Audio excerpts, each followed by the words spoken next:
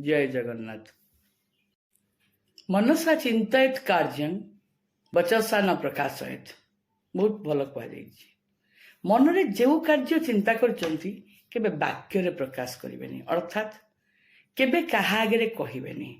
जदि आपण गोटे कौनसी कार्य करने को जाउछंती, केबे भी आपणार हो पर हो कहा सहित भी विषय डिस्कशन करबा भी अनुचित। कारण जे समस्ते आपणकर वेल विशर कि आपणकर मंगल कामना करूछंती, एटा आपण निजे भी जानी नाहंती। किंतु आमे बहुत समय खुशी रे कि निजर भाबी कि कहि दो, कहबा उचित न। कारण करिबा पूर्व जदि आमे कहि देलु, सेपटर जो नेगेटिव भाइबटा आम से कार्य को करई दिएनी, बरं आम कार्य हवा पूर्व ही बंद हो जाए।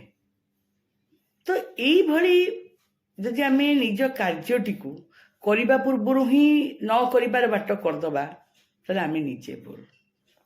सेथिपई गुणी ज्ञानी बुद्धिजीवी यही कथा कहिसंती जे जहा चिंता करूछ ताकू निज भितर रख।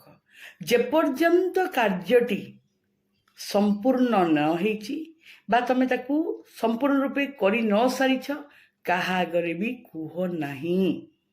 कहीं ना कहीं तम अलक्ष्य रे तमर से कार्य न हो बोली भी चिंता करुछि।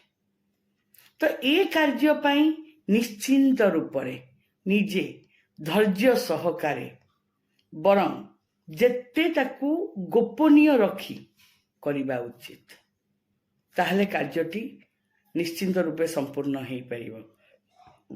तेणुक मनर कथा को बा मनरे जहाँ दृढ़ करचंती करिबा पई केबे कहा आगे प्रकाश करंतु नहीं। जय जगन्नाथ।